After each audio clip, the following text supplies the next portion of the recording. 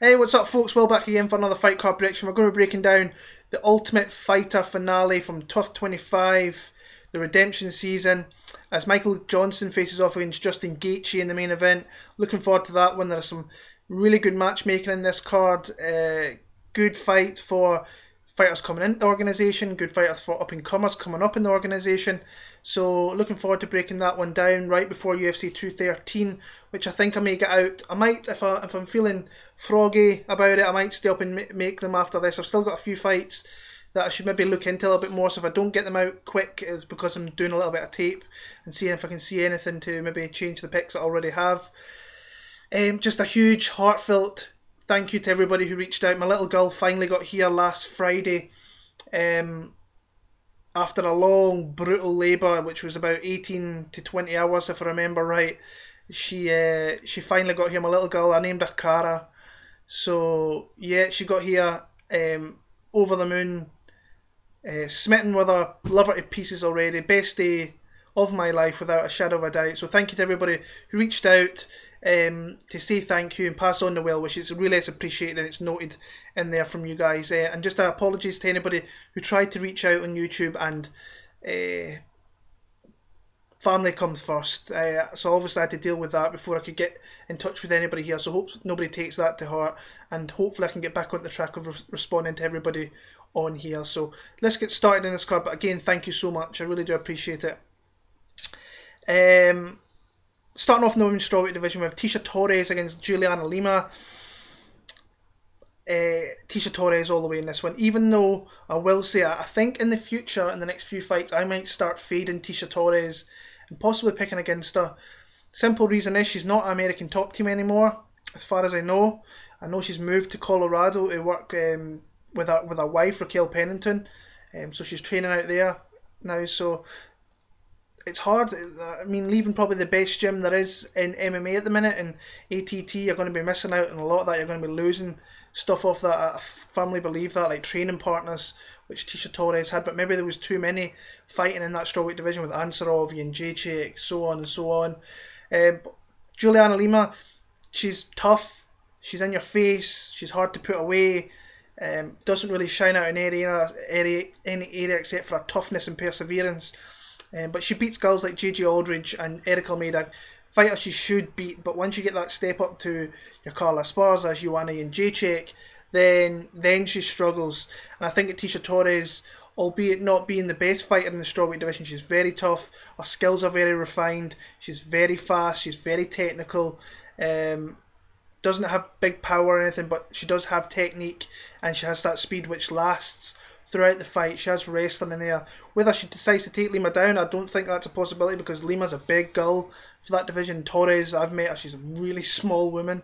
I like Tecia Torres to stay on the outside, use those kicks to stay at distance, keep her back away from the cage where Lima might try and take her down possibly, and just run out a very, very comprehensive 30-27. She is coming in here on 2 weeks' notice after Amanda Rivas was flagged by USADA.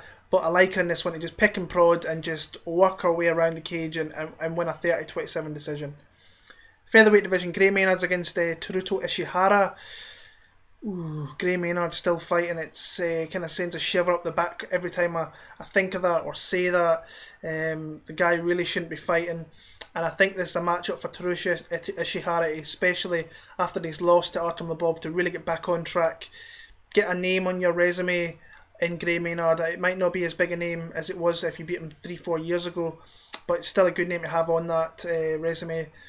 Gray Maynard, I mean, he's lost I think his only win is Fernando Bruno, who is terrible, and that was not a good fight, that one whatsoever. He losses to Yakovlev, Pearson, Nate Diaz, Grant, TJ Grant, who was the last one? Ryan Hall, which was just a weird fight altogether, where he just didn't want to engage with Ryan Hall on the ground, and kind of got pieced up in the feet a little bit as well. Hall showed off his striking technique.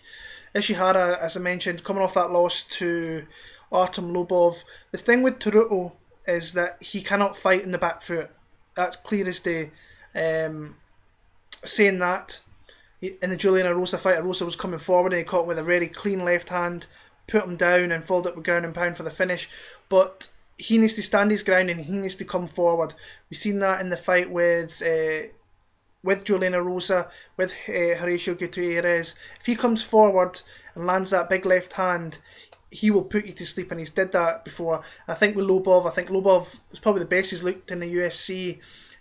Fought the best fight he's fought in the UFC by far, and he was just amped up to be fighting in Ireland, Northern Ireland for that one.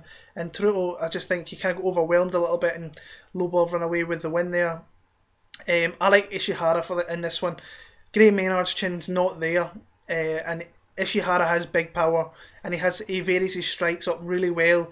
He can move his way out of shots and hit you with big left hands, big leg kicks, very, very aggressive. If he's aggressive here and can stop the takedown, I think it's Ishihara all night long. I like Ishihara to catch him early and put Gray Maynard down. I think this is going to be the last we see of Gray Maynard in the UFC. I don't want to see him fight anymore. First round TKO victory for Yashibo Teruto Ishihara. Of course, there is 2 fights in this card that's going to be added from the tough season. I will probably leave them in the drop-down box regarding those matchups. I know what they are already. I know the spoiler alerts, who's in the final, and who's the fight that's being announced, but I'm not going to upset kind of some people by telling you who's going to be fighting on the rest of the card and who else is in the final. It's just, I'm not going to do that. I've seen people catch shit for that before, so I'm not going to do that. But staying in the women's bantamweight division now, Jessica Ai against Aspen. Now this is a do or die fight for Jessica Ai. I mean, they've just introduced the 125 women's division. She will definitely go down to that division, but if she doesn't win this fight, I don't think they're going to keep her around. I really don't. I'm surprised they're keeping her around. I thought she won that fight against Gaetjhe, but the fight was close, and I thought she was at least going to get the hometown decision, and she didn't get it in Cleveland at 203 there, and a little bit surprised. I thought she did enough to win the fight though, personally, but her losses are to the best people in the division. Your Misha Tate's, your Sarah McMahon's, Juliana Pena, all really good fighters in that division, but she's just stagnant. She doesn't, like, surely being in your hometown, you rise to the occasion and try and really put on a performance. She gave Gaetjhe the opportunity to make that fight close for her to lose that fight, and she did it. So it's hard to trust picking her, and I know I'm going to probably catch shit for this because Aspen Ladd's a newcomer, and Jessica has got so much experience in this and that, and she has a good technical striker when she puts it together. When her game's flowing, she is a good fighter. I just don't think we're not going to see we haven't seen the best of her in the UFC, and we're not going to see the best of her moving forward. Aspen Ladd in her side of her fight game, she's very relentless. She's very, very technically good everywhere, and it's just tough. And I think she's tougher than what Jessica Ai is. Now, it's the question with this is, am I picking Jessica Ai knowing her back's against the wall and she needs to win this fight? Because if she doesn't win this fight, I don't see her being in the UFC. Or do I take the young up-and-comer who I think is going to be more hungry than Jessica Ai? And I'm going to pick the newcomer. I think that she's really, really solid fighter. There's still a long way to go with her. If you've been watching Invicta, you know who this girl is. Wins over Ciara Eubanks, Jessica Hoy, Kelly McGill. Now, they're not really good fighters. Kelly McGill, I think, is a fairly decent fighter. But she has a win over Amanda Bobby Cooper, who's a UFC fighter, who's got a UFC win. But I'm going to go with the newcomer. I think she's just going to outgrind Jessica Ai a little bit. Wouldn't be surprised if Jessica won this one, but I just don't think you can pick her. I can't pick her. I think that our passion's maybe gone a little bit and our drive's gone, and I think this new upcomer coming through the ranks is going to win the fight. It's just going to be more hungry for the W here. So Aspen Ladd via a very close 29-28 decision there. Middleweight division, Ed Herman against CB Dolloway. It seems like a long ass time since we've seen CB Dolloway. I know he was supposed to fight UFC 203 against Francimar Barroso, and then there was some shit that went down in an elevator over there in Cleveland, and he fucked his back up pretty badly, if I remember right, and we haven't seen him since. But I think both guys here are definitely on the last parts of their careers. I think CB's got a little bit more left in than what Ed Herman has, but Ed Herman is a guy who's been around for a long ass time, been in a lot of fights, taken a lot of ass whippings, got knocked out by Nikita Krylov by a head kick last time. But saying that, he did look good against Tim Boetsch, but that was at 205 where he wasn't cutting much weight. So CB Dolloway, I like him in this fight. I think this fight's going to be a bit of a slop fest personally, and the reason that I pick CB is the fact that I think that he wins. I think his game's a wee bit better. I think that Herman's jiu-jitsu is something he has to be careful with the background in wrestling that CB has. I think he will look to take the fight to the ground and dominate down there and look for advantageous positions and just try and dominate on the scorecards with pitter-patter strikes.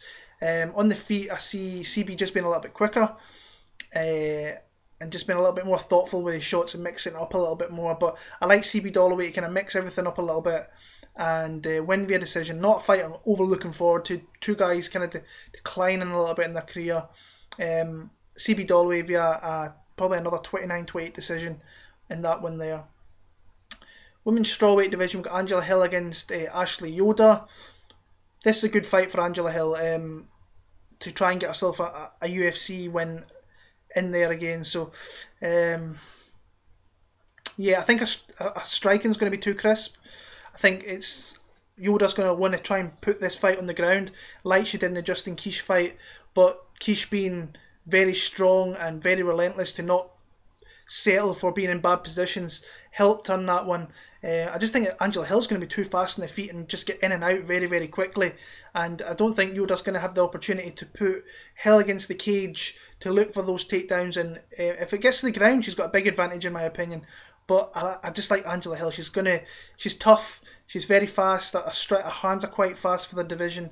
And she mixes up her strikes very, very well. On the feet, it's a wash. It's Angela Hill over Ashley Yoder all day, in my opinion. But it'd be interesting if it goes to the ground. I just don't see it going to the ground. If it does, I can see maybe Hill getting back to her feet at some occasion, at some point, I should say. But I like Angela Hill to just work it on the feet, use the speed, and just work for a decision. I think this could be a 30-27. She could end up taking Ashley Yoder out with a TKO maybe late in the third, but I like Angela Hill via decision fairly easily. There is some bets in this card now. I know my betting's not been great recently, but there is some bets when you look at this card that kind of you may like. You can parlay up pretty well. So in both the Gulf fights, going over 2.5 might not be a bad shout depending on what the lines are. Moving on to the main card, Jordan Johnson against Marcel Fortuna. Marcel Fortuna, he fucked a lot of guys up. Fucked a lot of guys off, I should say, at his last fight. I think it was at UFC 209 in Brooklyn, or 208 I should say, when he knocked out Anthony Hamilton. He weighed in at like, was it not 220 or something, and Anthony Hamilton was a 265 guy, and he sparked out Anthony Hamilton.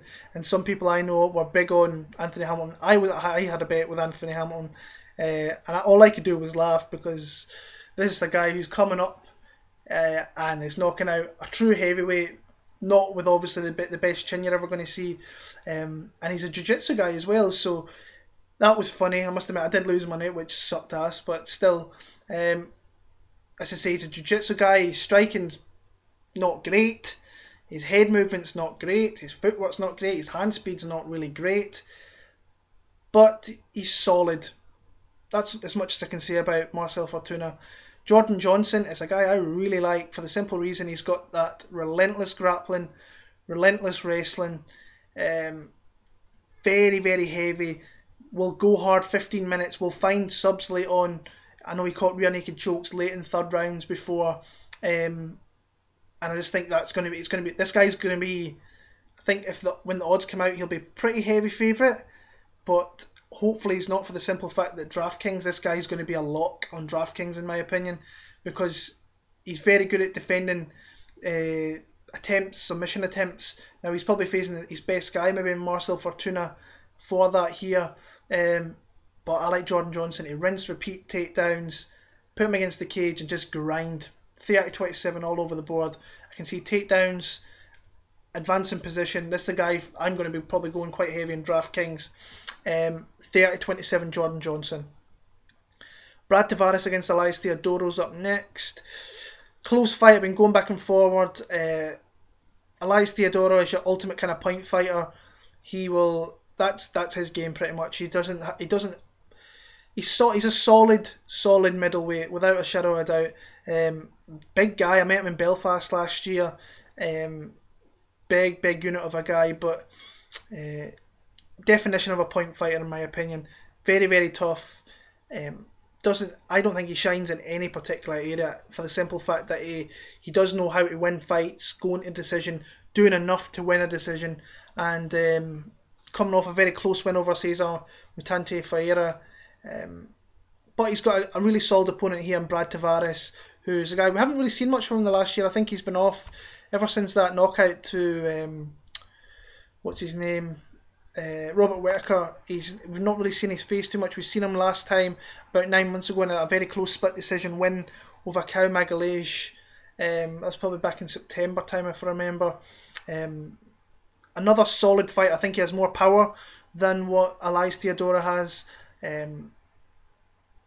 But it's a very close fight. I initially was going to go with Brad Tavares. I think he's striking this a little bit better.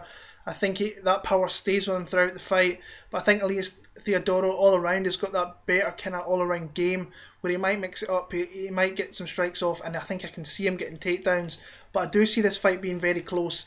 But I do see Elias Theodorou just edging it on the points. 29-28. Personally, I'd like to see Tavares probably win the fight more, for the simple fact I think Elias Theodorou is not exciting. He doesn't really bring much to the division, except for he's probably the best looking guy you'll ever see in your life, and that he kind of rides on that because his fighting skills are okay, to say the least. I shouldn't be talking down on fighters who put in the work, but he's an okay professional. But I like him to win this fight. He is a really good point fighter, so he uses point fighting. He uses all the different aspects to win fights, and I like him to win this one. 29-28 for Elias Theodorou. Light heavyweight division with Jared the Killer Gorilla Cannonier against Steve Bosse. Steve Bosse's in fucking great fights. That fight with Sean O'Connell was fun. Just comes out there, wants to swing leather, wants to put people down. Can only respect that. But I like Jared Cannonier in this one. I think he mixes it well. I thought he gave a half decent performance against Glover Teixeira, who is a top 5-ish guy in that light heavyweight division. Declining top 5 guy, I should say. But I think he puts it together a lot better than what Steve Bosse does. Steve Bosse comes out swinging leather, where Jared Cannonier can be technical. He can use his power pretty decent, and I think it lasts out the fight. And he's got some grappling to his game as well. And I can see him possibly hurting Steve Bosse on the feet. I can see them exchanging at some point, and just think Cannonier's just a heavier guy, and he'll catch him with something and put him down. So I'm going to go with a second round TKO victory there for Jared Cannonier. I hope they keep Steve Bosse around. I know they probably will. He's lost a couple of fights, and I think he's actually won a couple of fights, and he's only lost the one, that bad one to Thiago Santos. But keep him around. The guy's got exciting fights in him. But the pick's going to be Jared Cannonier, second round TKO. Now, a fight I'm really looking forward to. Marc, the Bone Crusher Diakiese against Drakkar Klose. When this fight initially got made, I thought, this isn't the opponent I was expecting. Marc Diakiese to get after that worldy knockout at UFC London against Teemu Packalén, where he just came out throwing all types of spinning shit, and then Packalén just came in too close, and he uncorked a huge right hand, and we've seen that before. Before he was in the UFC, he did that to Kane Musa. He did it to a guy, the Rage. I can't remember his second name. And the guy has legit power. What I like about Marc Diakiese is he is going full time at American Top Team. He's been out there for like 8 weeks, getting ready. If you have Snapchat, you should go at him on there. The guy's a workhorse, a really, really, really hard working guy, and he looks ready to go. And if he puts everything together, I really do think he's. Do I think he could win the title? I don't think so, but I think he could be a very solid top 10 guy, and I've cashed a couple of bets on this guy. But I do think Drakkar Klose, I've seen people say that Diakiese is going to ruin this guy, he's going to run through him. I don't see it as much. I think Klose is a tough guy himself now. I know he faced probably the worst guy on the roster in Devin Powell, and he probably could have got him there at any opportunity. But He's tough. He's got that wrestling background, and we've seen Marc Diakiese being taken down. Sajewski took him down. I know he was advancing forward at a fast speed there, so he got taken down. Frankie Perez took him down. But what Marc Diakiese does very well is he wins fight. He can win fights on the feet. He can win with his wrestling and with his grappling. But Drakkar Klose, I think, is a really solid fighter. He's not going to be starched in any way. He could get starched. He could knocked out in the first minute of the fight, and I'm made to look like a complete and utter asshole pretty much. But I think Drakkar Klose is very, very, very tough. Comes from a great camp at the MMA lab. Has the wrestling to probably take Diakiese down. Does he have enough to stay on the feet with Diakiese? I think Diakiese is probably the all-around better striker, but we've not really seen that, in all honesty. So I see this being Marc Diakiese win, but I see it being via decision. I see him using his all-around game, controlling the feet, maybe putting Drakkar Klose up against the cage and hitting with some dirty boxing in the clinch as well. So I have it. Now, if I say he's going to win by decision, do I see him? I maybe see him losing a round. So I'm going to go 29-28 for Marc Bone Crusher Diakiese. I am a big fan of Diakiese, but I think that Klose is a tough guy, and I just don't think he's going to get knocked out. Now, I may look like a complete a-hole this time next week when the fights are going on, but yeah, I'm going to go Marc Diakiese 29-28. And moving on to the main event of the night, I'll not mention that. Main event of the night, Michael Johnson against Justin Gaetjhe. Good fight. I'll tell you what the pick is. The pick is Michael Johnson.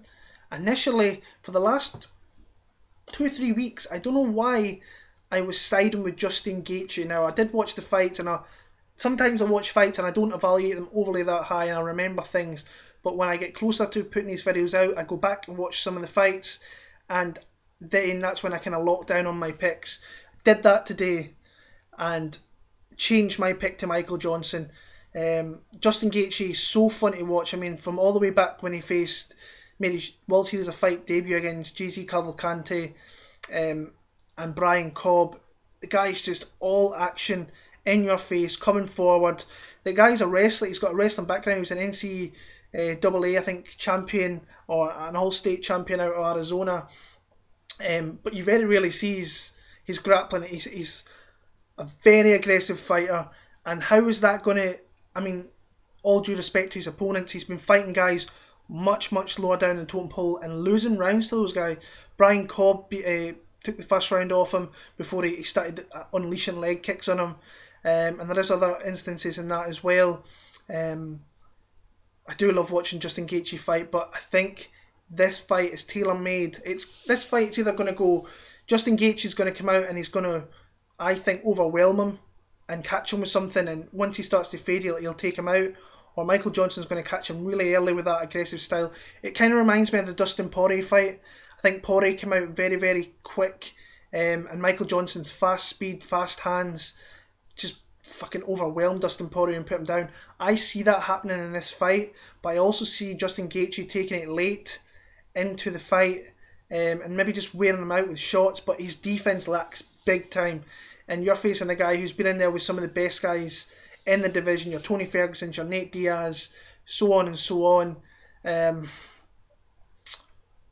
I like Michael Johnson in this one. It wouldn't surprise me in the slightest if Justin Gaethje wins though, because I was initially going to pick him, but when you watch the tape, there's too many openings for Michael Johnson with his speed and his movement. But we could see Justin Gaethje go full wrestler in this fight here, and saying that, when do you ever see Justin Gaethje take down guys? And when he's on top of guys, when does he really stay there? All these guys get back to their feet eventually. But if you've not seen Justin Gaethje fight, go and watch some of his fights on YouTube, the Luis Palomino ones. Even the Luis Firmino one was a good fight. But yeah, I think Michael Johnson is the pick to make here. Looking forward to seeing what Justin Gaethje does after this, because I do think he has to change up his style. I don't think he can be wild in the UFC, especially in that lightweight division, where he will be picked apart by some guys like people.